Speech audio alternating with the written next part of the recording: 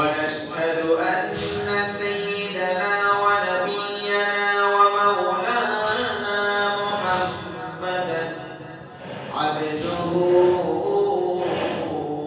ورسوله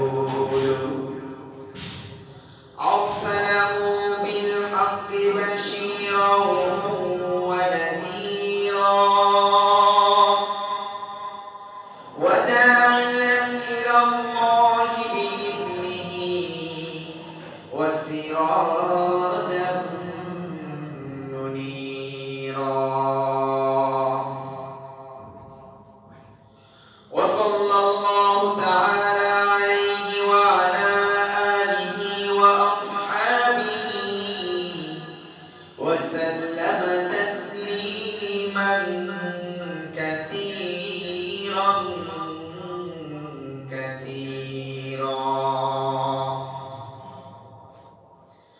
أما بعد فقد قال الله تعالى في قرآنه الكريم وفرقانه الحميد أعوذ بالله من الشيطان الرجيم وذروا ظاهر الإثم وباطنه إن الذين يكسبون الإثم سيجزون بما كانوا يقترفون صدق الله العظيم. وعن أنس بن مالك رضي الله تعالى عنه قال قال رسول الله صلى الله عليه وسلم ولا تباغضوا ولا تحاسدوا ولا تدابروا وكونوا عباد الله إخوانا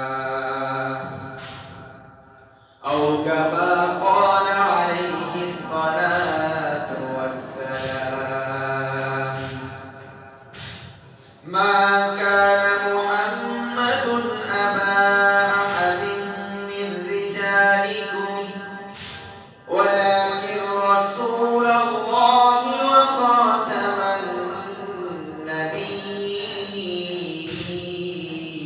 النبيين وكان الله بكل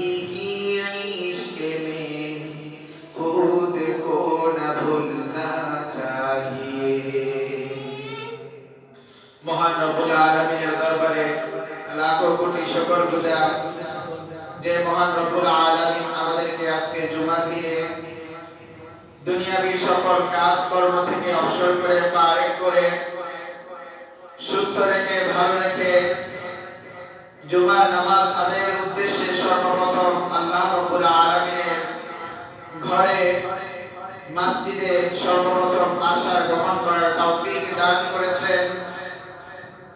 এজন্য আমরা সকলেই সেই মহান রব্বে কারীমের দরবারে সেই রব্বুল আলামিনের শানে অন্তরের অন্তঃস্থল থেকে হৃদয় উজাড় করে কালিমাতুশ শুকর পাঠ করে বলি আলহামদুলিল্লাহ।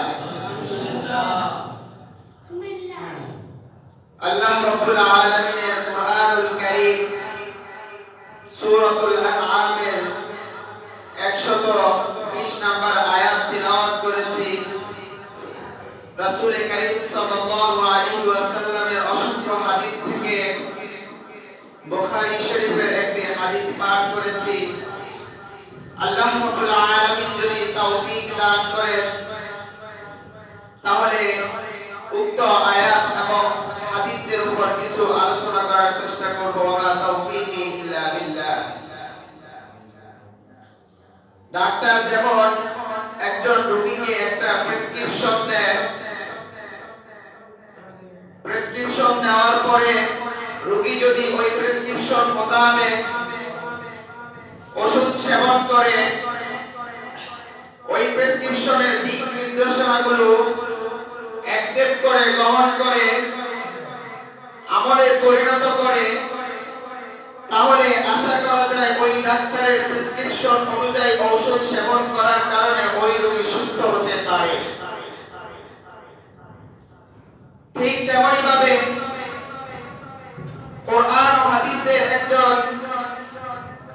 আলোচক কোরআন এবং হাদিস মোতাবেক যেভাবে আমাদেরকে দিক নির্দেশনা দেন, যেভাবে আমাদেরকে দ্বীনি প্রেসক্রিপশন সাজেস্ট করেন, পরামর্শ দেন, সেই মোতাবেক যদি আমরা মানতে পারি, ঔষধ সেবন করতে পারি, অর্থাৎ আমল করতে পারি, তাহলে দ্বীনি আলোচনাগুলো, কথাবার্তাগুলো আমাদের উপকারে আসবে, আমাদের কাজে আসবে।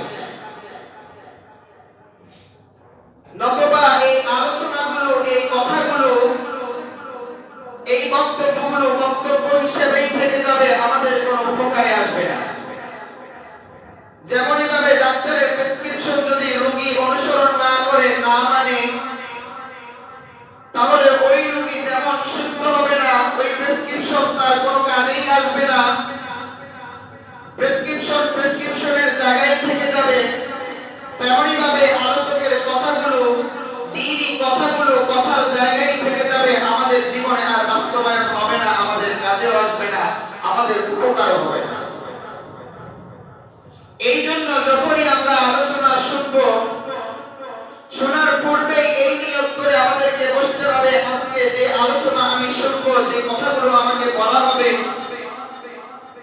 যে প্রেসক্রিপশন আমাদেরকে সাজেস্ট করা হবে, যে দিক নির্দেশনা আমাদেরকে দেয়া হবে, সেই দিক নির্দেশনা অনুযায়ী আমি আমার জীবনকে পরিচালিত করব। এটাই সর্বপ্রথম আমাদেরকে নিয়ত করে বসতে হবে। তাহলে এই আলোচনাগুলো, এই কথাগুলো, এই সময়টা আমাদের জন্য সার্থক হবে, আমাদের জন্য উপকারী হবে। আল্লাহ রাব্বুল আলামিন সূরাতুল আনআমের 120 নম্বর আয়াতে বলতেছেন, ওয়ালাউ যাহিরাল ইসমি ওয়া বাতিনাহু ইন্নাল্লাযীনা ইয়াকসিবুনাল ইসমা সায়ুজজাউনা বিমা কানু ইয়াকতারিফুন।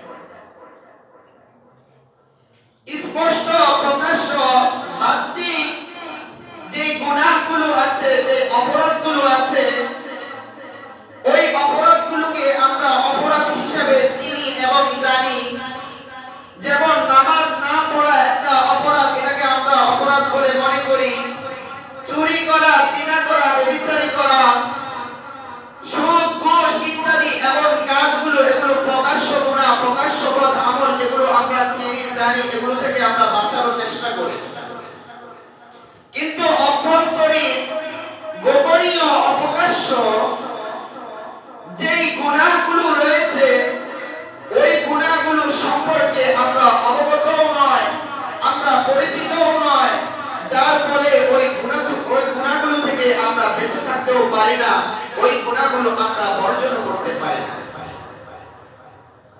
শরীরের উপর যদি কোনো রোগ দেখা দেয়, তাহলে সেই রোগটা দেখা যায়, সেই রোগের চিকিৎসা নেওয়া অতি সহজ হয়। কিন্তু শরীরের ভিতরে অভ্যন্তরে যদি কোনো রোগ দেখা দেয়, তাহলে ওই রোগ পরীক্ষা নিরীক্ষা করা, যাচাই করা, রোগ ধরতে পারা, এটা মহা মুশকিল হয়ে যায়, এটা কঠিন হয়ে যায়। ফলে ওই রোগ থেকে মুক্তি লাভ করতে আর সহজ হয় না, ওই রোগ দূর করতেও আর সহজ হয় না। এই গুনার মধ্যেও এমন কিছু গুনাহ রয়েছে, পাপ রয়েছে, অপরাধ রয়েছে, যে পাপগুলো, যে গুনাহগুলো অভ্যন্তরে, যেগুলো দেখা যায় না। আল্লাহ রাব্বুল আলামিন আমাদেরকে নির্দেশ দিচ্ছেন যে তোমরা প্রকাশ্য এবং অপ্রকাশ্য, বাহ্যিক এবং অভ্যন্তরীণ যত পাপ আছে, যত গুনাহের কাজ আছে, সবগুলো তোমরা বর্জন করো, পরিত্যাগ করো, ছেড়ে দাও, সবগুলো থেকে তোমরা বেঁচে থাকো। তাহলে স্পষ্ট বাহ্যিক যে গুনাহগুলো আছে, যে পাপগুলো আছে, এগুলো তো আমরা জানি, কিন্তু আমাদের অভ্যন্তরে এমন কিছু গুনাহ, এমন কিছু পাপ, এমন কিছু দুষ্কর্ম, ঘৃণিত জঘন্যতম কাজ রয়েছে, যেগুলো আমরা না জানার কারণে ওই রোগগুলো থেকে, আমরা ওই গুনাহগুলো থেকে বাঁচাও আমাদের পক্ষে আর সম্ভব হয়ে ওঠে না। ওই অভ্যন্তরীণ, ওই গোপনীয় গুনাহগুলোর মধ্যে, পাপের মধ্যে, অপরাধের মধ্যে একটি পাপ হলো হিংসা। অভ্যন্তরীণ একটা রোগ, এই রোগের নাম হলো হিংসা। এই হিংসাটা কম বেশ সকল মানুষের মধ্যেই রয়েছে। বোঝার উপায় কি? এই হিংসা আমার ভিতরে আছে কি নেই, এই বিষয়টা বোঝার উপায় হলো, আমি যখন কোন মানুষের ভালো দেখবো, সফলতা দেখবো, কোন মানুষের, কোন ভাইয়ের, আমার কোন প্রতিবেশীর ভালো সফলতা দেখার পরে যদি আমার অন্তরে কষ্ট জাগে, আমার অন্তরে যদি ব্যথা জাগে, আমার ভিতরে যদি জ্বলে, হিংসা আসে, তাহলে ওটাই হলো হিংসা। অন্যের উপকারে, অন্যের ভালোতে আমি খুশি হতে না পারা, আমার ভিতরে একরকম একটা জ্বলন, একটা বিদ্বেষ সৃষ্টি হওয়া, সেটা আমার পক্ষে মেনে নেওয়া সম্ভব না হওয়া, এটাই হলো হিংসা। এই হিংসাটা আমাদের কম বেশ সকলের মধ্যে রয়েছে, ইল্লা মান রাহিমা রাব্বি, তবে আল্লাহ যাদের উপর রহম করেন তারাই একমাত্র এই হিংসা থেকে বেঁচে থাকতে পারেন, নতুবা অন্য আর কেউ এই হিংসা থেকে বেঁচে থাকতে পারেন না। হয়তো কারোর মধ্যে কম আছে, হয়তো কারোর মধ্যে বেশি, হয়তো কারোটা প্রকাশ পায়, আবার কারোটা প্রকাশ পায় না, কিন্তু এই হিংসা সকলের মধ্যেই রয়েছে। এই হিংসা সকলের মধ্যেই রয়েছে। আল্লাহ রাসূল সাল্লাল্লাহু আলাইহি ওয়াসাল্লাম বলতেছেন, ইয়াকুম ওয়াল হাসাদ ফাইন্নাল হাসাদা ইয়াকুলুল হাসানাতি কামা তাকুলুন নারুল হাতাব। আল্লাহ রাসূল সাল্লাল্লাহু আলাইহি ওয়াসাল্লাম বলতেছেন, তোমাদের যে নেক আমলগুলো আছে, ওই নেক আমলগুলো, ওই ভালো কাজগুলো হলো শুকনো কাঠের ন্যায়, শুকনো লাকড়ির মতো তোমাদের নেক আমলগুলো। আর ওই হিংসাটা হলো আগুনের মতো। আগুন যেমন শুকনো কাঠকে মুহূর্তের মধ্যে জ্বালিয়ে ছাই করে দেয়, শেষ করে দেয়, ওই হিংসাটাও তোমাদের নেকগুলোকে, তোমাদের ভালো কাজগুলোকে, তোমাদের হাসানাতগুলোকে মুহূর্তের মধ্যে জ্বালিয়ে শেষ করে দেয়। কাজেই তোমরা হিংসা থেকে বেঁচে থাকো, হিংসা থেকে তোমরা দূরে থাকো, হিংসাকে তোমরা পরিহার করো, বর্জন করো। কেননা এই হিংসা তোমাদের জীবনের যত নেক আমল আছে, তোমার যত নামাজ রয়েছে, যত ইবাদত বান্দেগী রয়েছে,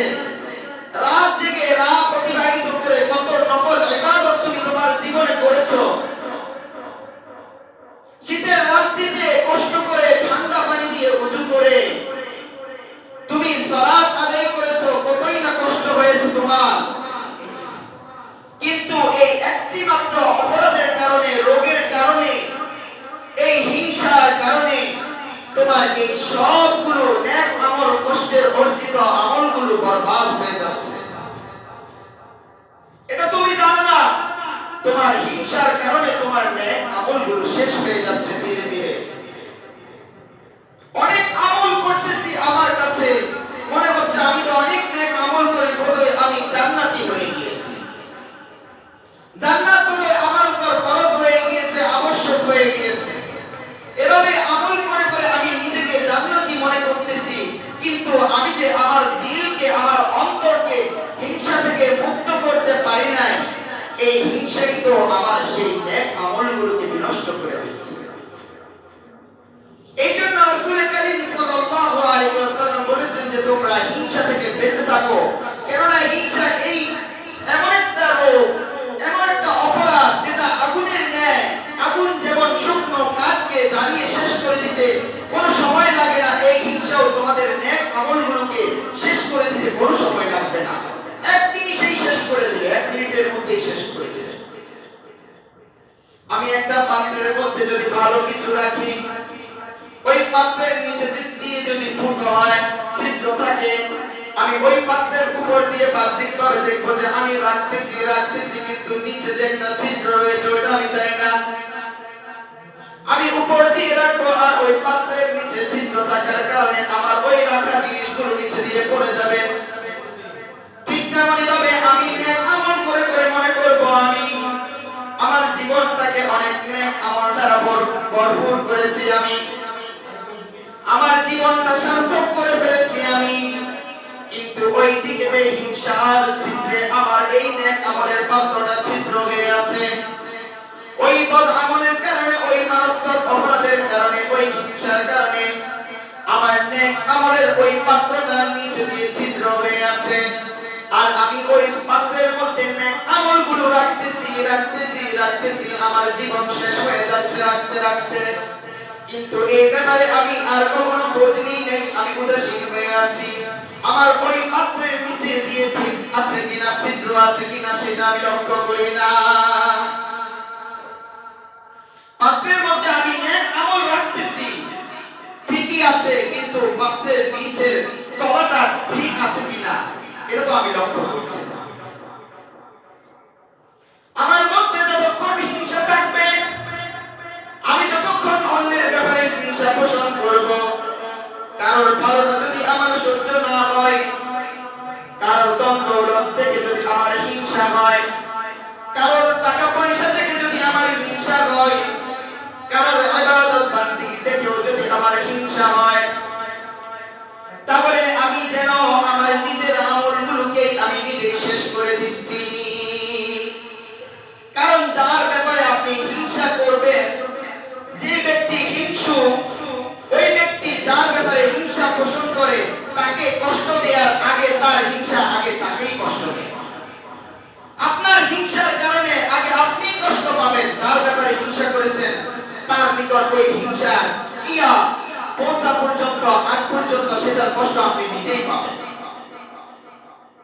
কারণ এই হিংসার কারণে নিজের মধ্যে একটা ব্যথা উপলব্ধি হয়, একটা কষ্ট উপলব্ধি হয়। ওই কষ্টের কারণে, ওই হিংসার কারণে ঘুম নিতে হারাম হয়ে যায়, জীবন যাপন হারাম হয়ে যায়, সুন্দরভাবে আর চলতে পারে না। মানুষের ভালোগুলো দেখলেই তার ভিতরে জ্বলে, মানুষের সফলতা দেখলেই তার ভিতরে জ্বলে, কারো ভালো দেখতে পারে না, কারো উপকার দেখতে পারে না, তার ভিতরে জ্বলে। আল্লাহ রাসূল সাল্লাল্লাহু আলাইহি ওয়াসাল্লাম বলেন যে তোমরা হিংসা করতে পারবে না, ওয়ালা তাবাগাযু ওয়ালা তাহাসাদু, তোমরা পরস্পর দুশমনি করিও না, এবং তোমরা একে অপরের প্রতি হিংসা পোষণ করিও না, ওয়ালা তাদাবারু, এবং তোমরা একে অপরের ছিদ্র অন্বেষণ, দোষ অন্বেষণ করিও না। এখন আমাদের মধ্যে এই সবগুলোই স্বভাব পাওয়া যায়। আমরা একে অপরের প্রতি হিংসা পোষণ করি, আমরা একে অপরের সাথে দুশমনি করি, আমরা একে অপরের দোষ খুঁজে বেড়াই। কাউকে যদি বলা হয় যে আপনি নিজের সমালোচনা করে দেখবেন, পারবে না, নিজেকে হাসান বসরি সাবিত করার জন্য চেষ্টা করবে, নিজেকে নেককার প্রমাণ করতে চাইবে, আর তার চোখে বাকি সকল মানুষ খারাপ, সে নিজে একা ভালো। এই জন্য সে অন্যদের শুধু দোষ তালাশ করে, অন্যের প্রতি হিংসা পোষণ করে। আল্লাহ রাসূল সাল্লাল্লাহু আলাইহি ওয়াসাল্লাম আমাদেরকে এই কাজগুলো নিষেধ করেছেন করতে, এবং বলেছেন তোমরা আল্লাহর বান্দা হিসেবে সকলে করে ভাই ভাই। আল্লাহর বান্দা হিসেবে মুসলিম অমুসলিম কাফের মুশরিক ইহুদি নাসারা যত জন আছে আল্লাহর বান্দা হিসেবে আমরা সকলে এক আল্লাহর সৃষ্টি হিসেবে সকলে আমরা ভাই ভাই। তোমরা সকলে ভাই ভাই, কাজেই তোমরা একে অপরের সাথে দুশমনি করিও না, একে অপরের সাথে হিংসা পোষণ করিও না, একে অপরের দোষ তালাশ করিও না, ছিদ্র অন্বেষণ করো না, অনুসন্ধান করো না। তবে তোমরা যদি হিংসা করতে চাও তাহলে নেক আমলের ক্ষেত্রে হিংসা করো। কিভাবে হিংসা করবে? যেটাকে আসলে হিংসা বলা হয় না, যেটাকে বলা হয় আসলে প্রতিযোগিতা, ঈর্ষা করা। তোমার কোন এক ভাই, তোমার কোন এক বন্ধু, তোমার কোন এক প্রতিবেশী ভালো একটা কাজ করেছে, তাহলে তুমি তার প্রতি হিংসা বিদ্বেষ পোষণ না করে তুমি চেষ্টা করবে সে একটা ভালো কাজ করেছে, আমি দুইটা ভালো কাজ করব। সেই 5 ওয়াক্ত নামাজ পড়ে আমি তাহাজ্জুদ পড়ব, 5 ওয়াক্ত নামাজও পড়ব। সে 1 টাকা দান করে আমি 10 টাকা দান করব। সে একটা বাড়ি করেছে আমি 2টা বাড়ি করব। সে অনেক টাকা কামাই করে আমিও আরো বেশি টাকা কামাই করব। এভাবে প্রতিযোগিতা করা, ঈর্ষা করা জায়েজ আছে, কিন্তু একে অপরের সাথে হিংসা পোষণ করা জায়েজ না। এই হিংসাটা এটা কেমন গুনাহ? এটা হলো সগীরা নয় কবিরা গুনাহ, মহাপাপ, সবচাইতে বড় গুনাহ। আল্লাহ রাব্বুল আলামিন গোপনে ইবাদত করার সওয়াব যেমন বেশি দিয়ে থাকেন, তেমনি ভাবে গোপনের বদ আমলগুলোর কারণে আল্লাহ তাআলা শাস্তিও কঠিন দিবেন। গোপনে ইবাদত করলে ওই ইবাদতের দাম আল্লাহ রাব্বুল আলামিনের নিকট সবচাইতে বেশি। কোন বান্দা যদি গোপনে ইবাদত করে ওই ইবাদতের প্রতিদান বেশি। ঠিক তেমনি ভাবে কোন ব্যক্তি যদি গোপনে গুনাহ করে তাহলে ওই গুনাহরও ভয়াবহতা অনেক বেশি। কেননা গোপনে নেক আমল করলে এটার সওয়াব কেন বেশি? কারণ হলো ওই আমলের মধ্যে ইখলাস থাকে, একমাত্র আল্লাহকে সন্তুষ্ট করার ইচ্ছা থাকে। এই জন্য ওই নেক আমলের সওয়াব আল্লাহ রাব্বুল আলামিনের নিকট অনেক বেশি। আর যদি গোপনে গুনাহ করা হয়, অভ্যন্তরীণ যে গুনাহ দেখা যায় না এমন যদি কোনো গুনাহ হয়, ওই গুনার ভয়াবহতা কেন বেশি? এই জন্য বেশি কারণ ওই গুনাহ থেকে তওবা করার সুযোগ আর হয় না, ওই গুনাহ থেকে বাঁচার সুযোগ আর হয় না। কারণ ওটাকে তো দোষী মনে করে না, গোপনে গোপনে করে, নির্জনে করে, ওটাকে দোষ মনে করে না, কেউ বলেও দেওয়ার সুযোগ পায় না। বাহ্যিক যে আমাদের খারাপ আমলগুলো আছে, আমাদের অপরাধগুলো আছে, এগুলো তো মানুষ দেখে, মানুষ আমাকে নিষেধ করে, আমাকে বাধা প্রদান করে, আমাদেরকে উপদেশ দেয়, আমাদেরকে বেঁচে থাকার নসিহত করে। এই জন্য আমরা ওই বাহ্যিক গুনাহগুলো থেকে, অপরাধগুলো থেকে বেঁচে থাকতে পারি। কিন্তু অভ্যন্তরে আমরা যে গুনাহগুলো করি ওই গুনাহগুলো থেকে বেঁচে থাকা আমাদের আর সম্ভব হয় না। এই হাসাদ, এই হিংসা, এটা গোপন অভ্যন্তরীণ আন্তরিক একটি গুনাহ, যেটা দেখা যায় না, যেটা অন্তরের মধ্যে আসে, যেটা অন্তরের মধ্যে সৃষ্টি হয়। এই গুনাহটা হলো কবিরা গুনাহ। এই গুনাহটা করতে আল্লাহ রাসূল সাল্লাল্লাহু আলাইহি ওয়াসাল্লাম নিষেধ করেছেন। আল্লাহ রাসূল একদা সাহাবীদেরকে বললেন, সাহাবীরা তোমরা একটু অপেক্ষা করো, একটু পর এখানে একজন আমার সাহাবী আসবে, ওই সাহাবীটা হলো জান্নাতি। আল্লাহ রাসূল সাল্লাল্লাহু আলাইহি ওয়াসাল্লাম ওই সাহাবীর ব্যাপারে জান্নাতি হওয়ার ঘোষণা দিলেন। উপস্থিত সাহাবীরা যখন শুনলেন একটু পর এখানে একজন সাহাবী আসবেন, ওই সাহাবীটা জান্নাতি হবেন, নিশ্চয়ই তাকে দেখা দরকার। তারা অত্যন্ত সতর্কতার সাথে অপলক দৃষ্টিতে অপেক্ষমান, তারা বসে আছে কোন সে সাহাবী, দেখি কে আসে। একটু পরে এমন একজন সাহাবী আসলো যে সাহাবীকে কেউই চিনতে পারলো না। তারা মনে করেছিল আল্লাহ রাসূল সাল্লাল্লাহু আলাইহি ওয়াসাল্লাম যার ব্যাপারে জান্নাতের ঘোষণা দিয়েছেন, যাকে বলেছেন সে জান্নাতি সাহাবী, নিশ্চয়ই সে কোন প্রসিদ্ধ শ্রেষ্ঠ একজন সাহাবী হবে। কিন্তু যখন ওই লোকটা আসলো, ওই সাহাবীটা আসলো, তারা দেখলো যে একজন অখ্যাত সাহাবী, যাকে কেউই চিনে না, অপ্রসিদ্ধ একজন সাহাবী। সাহাবী বটে, তবে শ্রেষ্ঠ কোন সাহাবী নয়। সাহাবী আসার পরে তারা জিজ্ঞাসা করলো, ওই সাহাবীর কাছে গেল, ওই সাহাবীর কাছে গিয়ে জিজ্ঞাসা করলো যে তুমি এমন কি আমল করো যে আমলের কারণে আল্লাহ রাসূল সাল্লাল্লাহু আলাইহি ওয়াসাল্লাম তোমাকে জান্নাতি বলেছেন, তুমি নাকি একজন জান্নাতি সাহাবী। তখন ওই সাহাবী বললেন, আমি তোমাদের মতোই আমল করি, আমি তেমন কোনো বিশেষ আমল করি না। তোমাদের মতো আমি 5 ওয়াক্ত নামাজ পড়ি, তোমাদের মতোই আমি তাহাজ্জুদ নামাজ পড়ি। তোমরা যে যে ইবাদতগুলো করো আমিও সেই সেই ইবাদতগুলোই করি, এর চাইতে বেশি কিছু করি না। আল্লাহ রাসূল সাল্লাল্লাহু আলাইহি ওয়াসাল্লাম যে যে ইবাদতগুলো করতে নির্দেশ দিয়েছেন, যেগুলো করতে বলেছেন, রেডিমেড নিজে থেকে কোনো কিছু বানাই না, যা পেয়েছি তাই করি। তোমরা যে আমলগুলো করো আমিও সেই আমলগুলো করি। তখন সাহাবীরা প্রশ্ন করলেন, তাহলে আল্লাহ রাসূল সাল্লাল্লাহু আলাইহি ওয়াসাল্লাম তোমার জান্নাতি হওয়ার কথা কেন বলল? তুমি একজন জান্নাতি সাহাবী, এই কথা আল্লাহ রাসূল সাল্লাল্লাহু আলাইহি ওয়াসাল্লামের মুখ থেকে আমরা শুনেছি। তখন ওই সাহাবী বলল, আমার তো মনে হয় না আমি জান্নাতি হওয়ার মতো তেমন কোনো বিশেষ আমল করি, তবে হ্যাঁ আমার ভিতরে আমার অন্তরের মধ্যে একটা বিষয় রয়েছে। ওই বিষয়টা হলো আমি কখনো জীবনে কারো প্রতি কখনো হিংসা রাখি না, কারো প্রতি কোনো শত্রুতা রাখি না, কারো প্রতি কখনো দুশমনী রাখি না। আমি কারো প্রতি কখনো হিংসা পোষণ করি না, কাউকে আমি হিংসার চোখে দেখি না, কারো দোষ তালাশ করি না। এটি আমার ভিতরে আছে, এই গুণটি আমার মধ্যে আছে। আমাকে কেউ কষ্ট দিলে আমি সাথে সাথে তাকে ক্ষমা করে দিই। আমি কারো ভালো দেখলে আমার ভিতরে জ্বলে না, আমি কারো সফলতা দেখলে আমার ভিতরে হিংসা জাগে না। এই গুণটা আমার ভিতরে রয়েছে। হতে পারে আল্লাহ রাব্বুল আলামিন এই গুণের কারণে আমাকে জান্নাত দিবে। তাহলে এই যে পরিষ্কার অন্তর, দোষ মুক্ত অন্তর, আপনি হাজারো ইবাদত বান্দিগি করতে পারেন,